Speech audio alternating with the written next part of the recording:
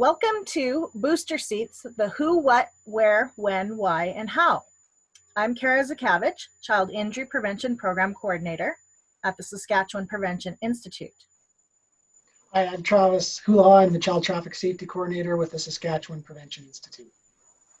The Saskatchewan Prevention Institute is an organization focused on primary prevention in order to improve the lives of Saskatchewan families. Our mandate is to reduce the occurrence of disabilities in children, and our goal is healthy children. The Prevention Institute believes that children of all abilities have the right to the best physical, social, and emotional health possible. Having a secure and healthy childhood will help provide a solid foundation for a healthy adult life. This discussion is brought to you today by the Child Injury Prevention Program and the Child Traffic Safety Program. The Child Injury Prevention Program works to raise awareness of injury risks and best practices to reduce the number of injury-related deaths and injury-related hospitalizations. The Child Injury Prevention Program is supported by the Acquired Brain Injury Partnership Project, ABI, a partnership between the Ministry of Health and Saskatchewan Government Insurance. The Child Traffic Safety Program works to reduce death and injury to children resulting from motor vehicle crashes.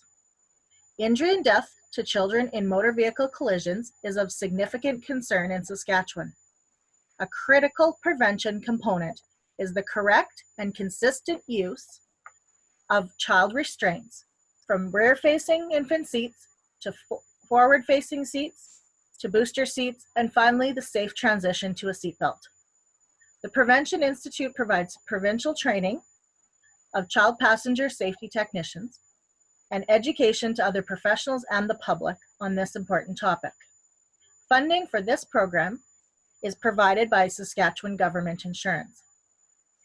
Booster seats are very effective for ensuring the safety of your child during a journey.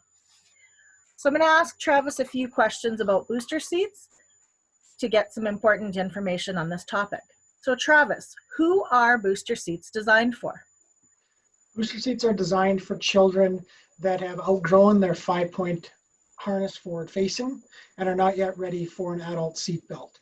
So booster seats will start in Canada at 40 pounds. They also have weight or have height restrictions on that as well. So always follow your manufacturer's guidelines. And they are usually good up to some older ones to 80 pounds, most to 100, some to 110, some to 120 even. In Saskatchewan, we do have booster seat legislation that came in June of 2014. So all children in this province must ride in a child restraint till at least the age of 7. Okay? If they are younger than 7, they must be over 80 pounds and 4'9". So children should be in a booster. Best practice messaging would be somewhere between the age of 8 and 12 is when most children are going to be ready for a seatbelt, depending on their size. What is a booster seat, and are they all the same? So what a booster seat does is it actually, most cases will lift the child up and make them fit the seatbelt better, but it's a seatbelt positioner. So seatbelts are designed for adults. So children in that between stage of a forward facing to a seatbelt have to have something to make that seatbelt fit across the bony structures of the body. So primarily what a booster seat does is it lifts the child, puts that lap shoulder belt in the proper positions. And there are various different types of boosters, and also prices vary from anywhere from $20 and up from there. So there's a few different types that I'll show you now. The first type that we have is called a simple booster or no back booster.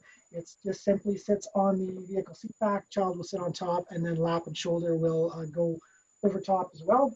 The booster is actually held in by the seatbelt, and so is the child. A lot of these no back boosters also come with a shoulder belt guide as well. It can be used in conjunction with the seatbelt. You can actually set a child in there to show you how that looks. So here's our child. When we put a child in the lap shoulder using a booster, you want to make sure that it's going over top of the body, not over top of the arms of the booster.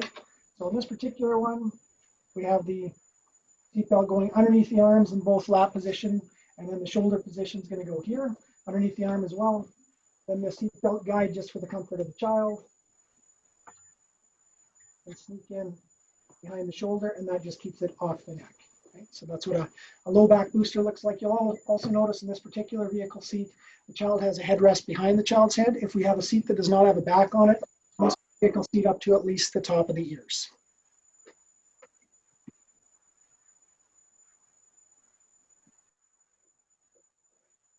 So that lap portion of the seat belt was low across the child's hips, and the shoulder portion landed where exactly? Shoulder portion should be between the shoulder and the neck, across the collarbone or clavicle. Perfect. Now, is there another type of booster seat? Yes, there's a few different other varieties. So the low back, and we also have what's called high back booster. Okay. So this high back booster obviously has a back on it. Most of them will have adjustments here for taller and shorter children. You'll see on this particular one, it's got a shoulder belt guide here. This would just go just slightly above the shoulder as per your recommendations in the manual. And again, very similar how it's used. The child would sit there, would adjust for height, okay. And then the same drill as before. In this particular model, the lap belt goes underneath the arms on both sides, shoulder belt on the buckle side, and then we would actually slip the seat belt right into the belt guide there. Okay, so that's a high back booster. Once I've decided between a low back or a high back booster, is there a certain type of booster seat that I should avoid? Booster seats that you want to avoid are ones that you don't know the history of. So if you're buying secondhand, basically if you're going to get a secondhand seat, we prefer if it's somebody from you know and trust. You know that it's not been in any collisions is the big part. These are a one collision item, so if they're in a serious collision, they should be replaced. So if you're buying off of, for example, Kijiji or Facebook or something like that from somebody you don't know, you really don't know the history of the seat, and we want to avoid that. Also, you want to make sure that it's not expired. All these car seats do have expiry dates put on them by the manufacturers, which must be followed. You also want to make sure that it's going to be something that fits well in your vehicle. Maybe you have other children and you need to fit 2 or 3 car seats in the back. So it's got to fit your vehicle, and also it's got to provide good belt position for your child.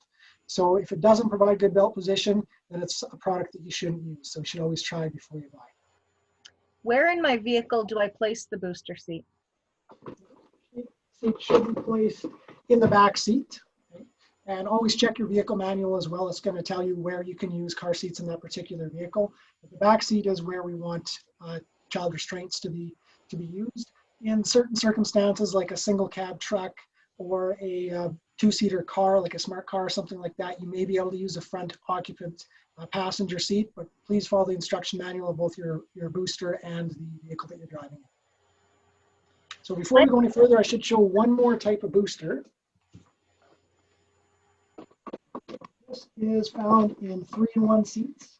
So these particular seats can rear face, forward face, and actually be turned into a booster, or they can be a forward facing seat that turns into a booster. So what would happen in this circumstance is this harness would be either hidden or taken out, and then we would use it as a booster as well. So one difference here is forward-facing seats will have top tether coming out of the back, and they also have anchored system, which may or may not be able to be used in booster mode as well. So in that type of seat, where do I find the information when I would move my child out of the forward-facing into the booster portion? That's going to be written in the manual for the child restraint. Also, there's going to be a number of kind of reminder instructional stickers on the side of the seat that'll tell you the heights and weights of each age. All these seats are going to have some overlap. So for example, this particular seat can forward face from 22 pounds 1 year of age walking up to 65 pounds using the internal harness, but the booster would start at 40. Okay? So it'll be up to the parent's choice whether they keep the child in the 5-point harness or move to the booster at that 40 pounds. Our recommendation is to use each stage as long as you can. So if you're in the forward facing seat and they fit within the height and weight, best to keep them there and use the booster portion later on. So why a booster seat and not just the seat belt? So vehicles are designed and seatbelts are designed for adults. So when children are graduating out of a forward-facing seat, they're not yet going to fit that seatbelt properly. So we need a booster in that in-between stage. And that can run anywhere from a lot of manufacturers of boosters will say 4 years of age and 40 pounds, all the way up till they're ready for a seatbelt. That can be anywhere between usually 8 to 12 for a normal growing child. It just depends on their body proportions. And so why is it important to use a properly fitted booster seat?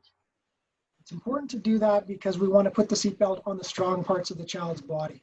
So we want to make sure that that lap and shoulder belt is in the right position. So lap should be down touching the thighs, on the hips. The shoulder portion should be on the collarbone between the neck and the shoulder. And that's going to give you the best chance of escaping injury and death in a collision. Otherwise, what we see a lot of times, children that are too small for their seatbelt, is that you'll see abdominal injuries, head injuries, spinal injuries. Sometimes children actually submarine or come out underneath the seatbelt if they are poorly fitted in there. So it is a really important transitional stage between that forward facing and going to the seatbelt. And so how do I choose the best booster seat for my child? The best booster seat for your child is going to be one that, first of all, fits your child appropriately. It's going to fit in your car as well, and it's going to be used properly every ride. So my suggestion is that if you're going to go out shopping for a booster, bring your child along. There are some stores that will actually allow you to take that booster seat out and try it in your car. Best to try it before you buy. So every booster is not going to give you the perfect belt fit for each child. So it's a great thing to try that out first. If you have, for example, maybe you have a child that has some specialized needs. If that's the case, please contact the Prevention Institute, because there are other products that may be able to provide better support for a child with specialized needs, and we do have staff here that are trained in that area as well. Thanks for sharing some important information on booster seats, Travis. If you would like some more information around child passenger safety, you can contact the Saskatchewan Prevention Institute. The website is skprevention.ca. Thanks so much. Thank you.